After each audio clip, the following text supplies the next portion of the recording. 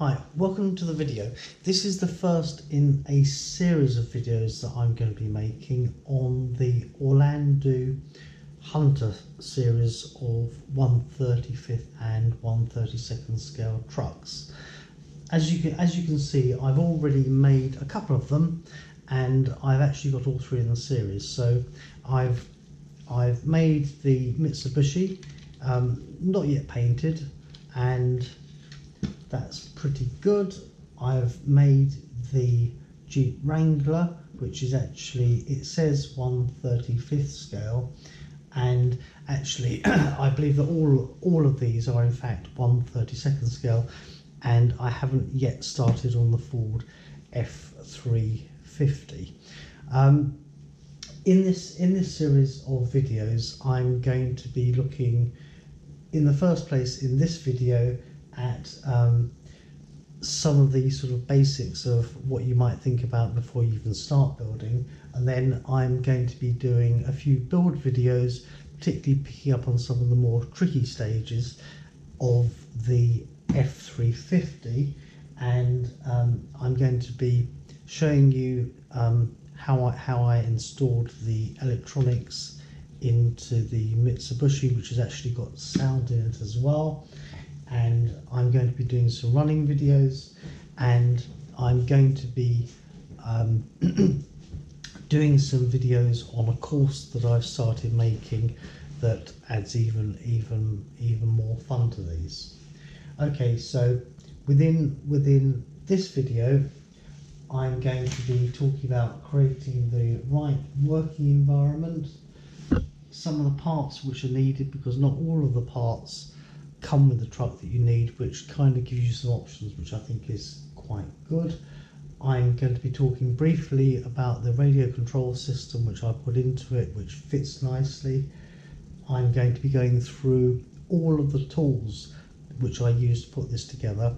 Not all of them are absolutely necessary, but they kind of help with the process and make it slightly less frustrating. And then I'm going to finish this video talking about the approach which I took to making this, and hopefully help people avoid some of the pitfalls which are easy to fall into. So I'll start with creating the right working environment. Something which I found a really useful thing to do was to actually buy a cheap coffee and tea tray from IKEA, and this is similar to the one that I used, but actually in many ways even better, because you can raise the height. So whether you're working on your lap or if you're working on the floor, it's quite nice to have it a little bit raised. So I'll just put this in here.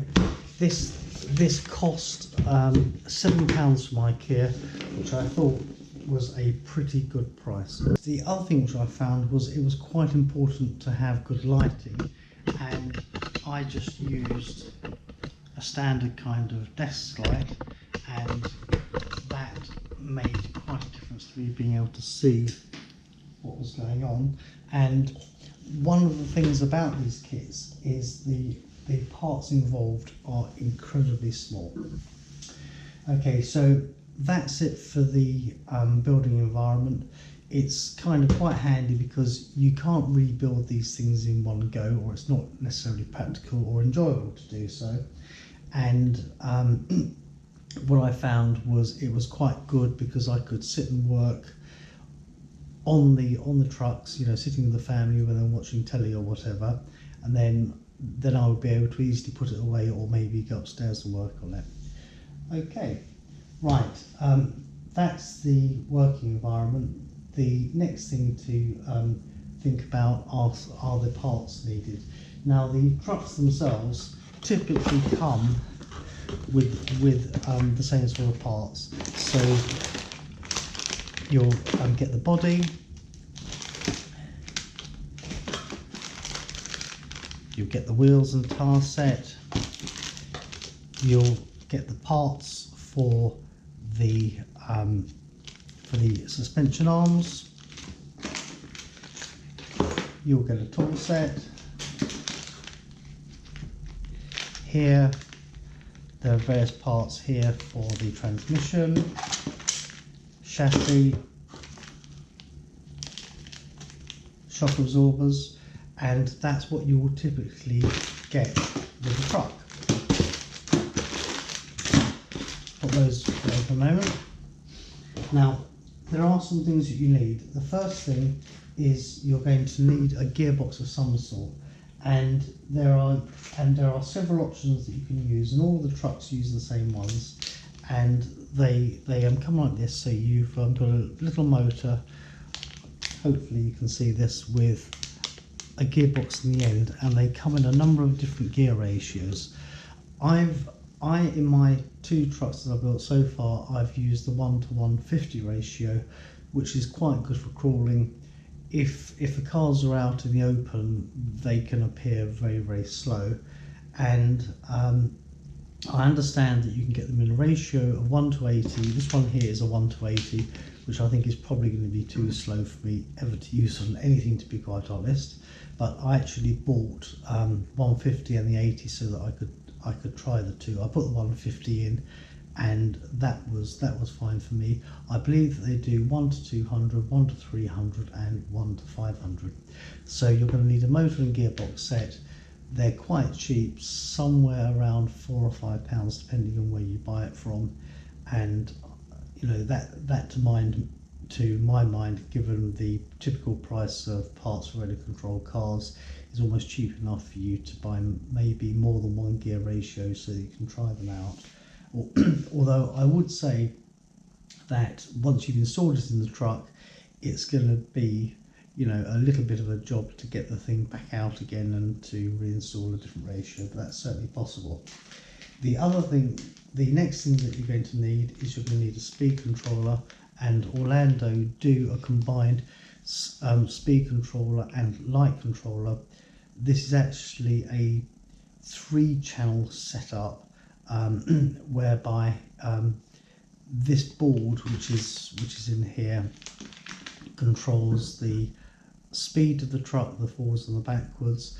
It controls the steering servo, their little micro steering servos, and it will also turn the lights on.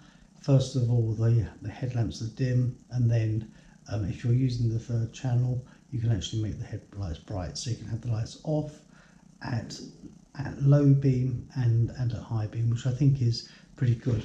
These sets actually come with 3 4mm white LEDs for the front lights, and then you've got these tiny little LEDs, the red ones for the rear. A little bit fiddly to solder, but it is possible. The wires they come with are incredibly thin, and you actually get the wires for the lights in the pack, which I think is pretty good, and again, that's fairly cheap. The other thing that you're going to need as an extra is you're going to need a servo. The servos on the Hobby King website, I did buy 1 or 2 of those, and I actually found those to be too small. I'm not sure I've got any of them here to hand. The little white ones. The ones that I think that you need are the Orlandoo official ones, which is this one here. I'm trying to think of the place where I got these from. It'll probably come back to me in a minute, and if it does, I will say. But these little 2.2 gram servos are the ones which are perfect for the job, and as far as I can tell, they are powerful enough to do it. So those are the extra things that you need to buy. Not terribly expensive, but a little bit disappointing if you were to buy the kit and then find that you didn't realise that you needed some extra things. So you need those 3 parts there, and that's really it in terms of extra parts. As far as radio control goes, what I found is that these little 3-channel Spectrum compatible receivers fit in there perfectly, and that will give you 3 channels, and these go perfectly well with the older Spectrum car radios. So here we've got a DX3C, it will go with that. if you've got a later Spectrum transmitter, you're probably not going to be able to use the orange receivers, because Spectrum in their firmware have made it such that they won't work with them, but the official Spectrum receivers of this size will fit in there. They're a little bit more expensive, so if you're using a DX4, basically any of the black ones, I think, you're going to need to use the proper Spectrum stuff. But the main point here is that these receivers fit in there perfectly well. Right, so that's radio. The next thing I'm going to move on to is the tools for the job, the tools that I used. Oh, something else which I probably should have mentioned is the batteries as an extra part. And for the Jeep, this battery here, which is a peak power 270mm amp hour 7.4 30C battery, fits very nicely into the Jeep. For the Mitsubishi, and I also suspect that this is true for the F350, this battery here, which is a Hobby King Turnigy Nanotech, and this one is a 300 milliamp hour battery. That one fits in this truck very nicely. For charging, I've just been using a standard kind of multifunction charger, and you use the leads that will go with the JST plug, and then because it's 2-cell, you just plug that into the right port on the charger. Charging them both at about 0.2 amp hours, 200 milliamps, and they don't take very long to charge. And using the 150 RPM motors, they just seem to go for hours, which is pretty good. Obviously, being lipos, you don't want to run them too low, but these are very, very cheap batteries, and to be honest, I'm not terribly worried. And the batteries last so long that you're more likely to get bored driving it before the batteries run out. So that was that. Now moving on to the tools. Now the kits themselves do come with a number of tools. First of all, you have this, which is a little nut driver, and you use that for putting the wheels onto the axles. You do use it for one or two other jobs on the truck, and that's quite a nice tool. However, I do supplement with this, which is just a normal sort of Tamiya or Kyosho one, so I use those two. The kit comes with this incredibly small Allen key, and this is primarily used for the little ball joints. Now that is something that can be quite hard to do, because you've got to get them in really straight, because they screw into the plastic and you only really get one chance. And if there was anything which you know is a real hint that you wouldn't get unless you sort of looked around or YouTube or whatever, what I did was I actually chopped that up with a Dremel, so I got a nice clean edge, and I put it into a pin vise. That makes it much easier to get them on. I'll just give you some idea of the size of them. They are seriously tiny. Here we go. I'm not sure if you can see that, but that is very, very small. And when you're fitting them to the various parts of the truck, it's kind of much easier to put it on with one of these. you don't quite get the same leverage or straightness when you're trying to use that. Okay. Next thing is screwdrivers. The kit comes with a little Phillips screwdriver. Again, I tended to use this, which is an Align helicopter screwdriver. It's just a slightly better made thing. I don't think there's too much danger of burring over the absolutely tiny screws that you get, and I'll just give you some idea of the screws. Hopefully you can see those.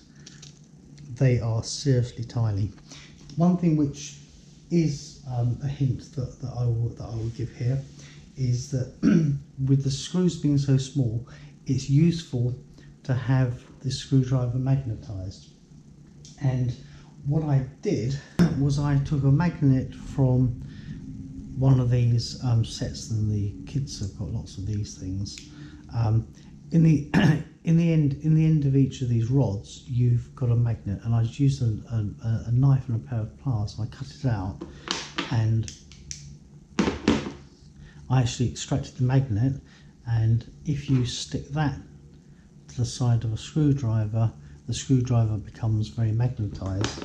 And what it allows you to do is it allows you to pick up these tiny screws and for them not to fall out as you're offering them up to whatever it is that you're trying to do with it. So it's quite good that it picks them up, and then once these screws are on, it means you can push the screw in and it will screw in very nicely.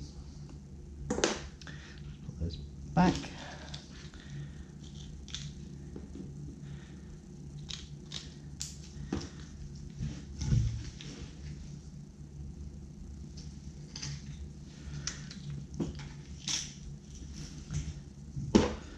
Right, so that's screwdrivers. The next thing that actually comes with the kit is it comes with grease, and you need that grease for the gear trains and to grease the shock absorbers. That's that. When you're using this, you end up getting grease on the threads at the end of the shock absorbers, and one of the hints in here is that it's quite good to actually glue the thread on the end of the shock absorbers into the plastic piece at the end, and if you're going to glue it, you really don't want grease on it. So what I did was I actually, having put things together, and one of the videos I'm going to do will show the assembly of those, I used some isopropyl alcohol with a bit of tissue to clean off the end of the threads, and I was then able to put super glue onto them, and I used an activator just to make sure that everything dried nice and quickly. While I'm talking about shock absorbers, I found these, which I think are surgical things. You can buy them easily enough, they're very cheap. I actually used these little medical pliers to hold them so that I could get the right length on the shock absorbers. And in other parts of the model, sometimes I use the enlarged ones too. They are very useful modelling tools if you've got them, just for kind of holding things. When you're putting the bearings into the axles, they can be quite hard to get all the way down and locate properly. So a 5mm drill bit is a useful thing to kind of push them in so that you're not damaging the bearings, but you can get them fully seated.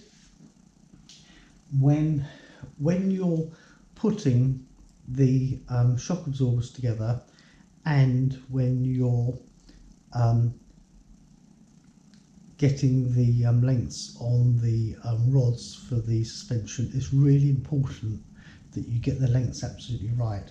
So I used these digital calipers, moving it to whatever size it is that I wanted, lock it down because the display goes off, and then I was able to get very, very precise measurements. If you don't do that, on the shock absorbers, you'll end up with a car that doesn't quite sit upright. You know, it'll be leaning over to one side, and with the suspension rods, you'll have wheels which are sticking out more one side than the other. So that is something very much worth keeping done to precise measurements. When you're chopping the pieces off the sprues, the little plastic parts, side cutters are kind of better than wire cutters, and these ones here get it very, very close. And for quite a few of them, it's worth investing the time in cleaning the parts up afterwards, and for that, little box cutter knife, and I've got a scalpel as well, just to clean things up. If you're needing to chop down onto something rather than the building board, I just used a small block of wood. One thing which can be a bit tricky to do is to get the universal drive joints lined up so that you can put the screws to the axles. I found a pin, and here, safety pin, was actually quite a neat way of getting the things lined up before you put the screws in. There are one or two places where it can be really awkward with your fingers to get things in or lined up. I use these little tweezers. Kind of made it easier, because having dropped something about 5 times, it would be a lot easier to do it with that. When you're trying to get a small amount of the glue on somewhere, especially when you're putting bits on the body, quite handy to use cocktail sticks. You can put the glue onto the stick, make sure that there's no more glue than you need before you pop it on. This tape here, the double-sided high quality exterior quality tape, absolutely brilliant and quite necessary for putting the electronics onto the chassis when you finish, and obviously a pair of scissors to cut it with. The only other tool which I used was I needed to use a little mini soldering iron with solder for getting the lights on, and that really is it. Those are all the tools that I used. I'm sure a person could get away with using different tools or less tools, but I thought it might be useful for people to see the whole range of tools which I used. Right, the approach which I took to building it, the first thing is that I followed the instructions very, very precisely and followed them in order.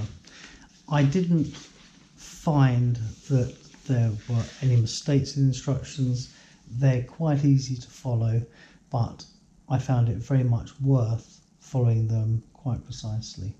And using this board, it meant that if I dropped any parts, they weren't going to go too far, because if you drop things into, I don't know, a thick pile carpet, you're going to have to find them.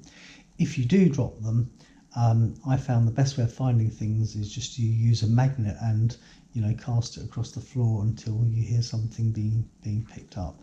So following the instructions I found to be particularly important. The other thing is the parts. When I was cutting the parts off the sprues, I would be keeping the sprues and all of the bags I wasn't using in the original box that the kit came in, and just cutting each part off and using it as I needed to.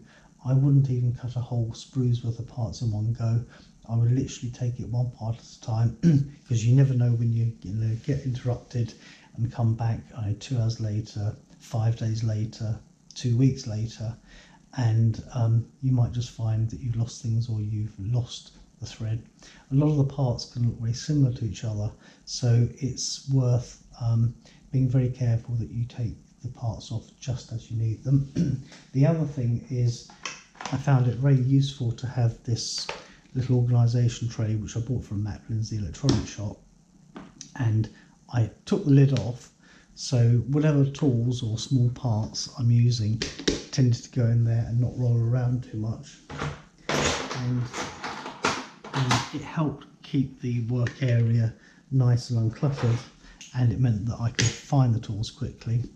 And in the kit you get a lot of bags of the little screws, and the screws all look like each other, and with the naked eye I think a person would have trouble telling them apart, but they're all numbered. And what I did was I put the bags in numerical order in this tray here, and literally when I needed 1 or 2 screws or whatever, and they always tell you in the instructions what it is that you need for a stage, I would be able to open the bag, tip them out, get whatever I needed, put the rest back, and then put it back in the right place. And small parts, and you can see some here, there's some spare parts I've got there. I would keep these in here while I was working on a stage. That would sit there. When you are, well, I think that I've already mentioned, when you're taking the parts off, make sure that that having removed a part, you clean off the extra little bits and pieces, especially if it's going to cause rubbing.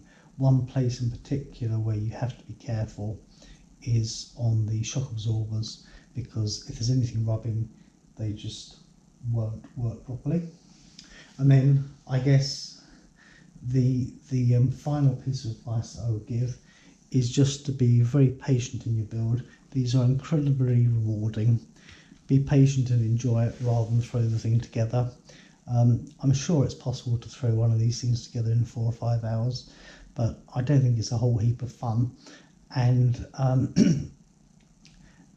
when they are done, I can honestly say the way that they run, the performance of them is outstanding for such lovely little model cars. Well, I hope you've enjoyed the video. Comment, ask questions, like, not like, subscribe, and hopefully I'll be doing the next video soon. I think that what I'm probably going to do is to show stage by stage the electronics, and I will do that in the Mitsubishi because I've got a sound unit in there, and that adds another element of fun to it. Thank you for watching.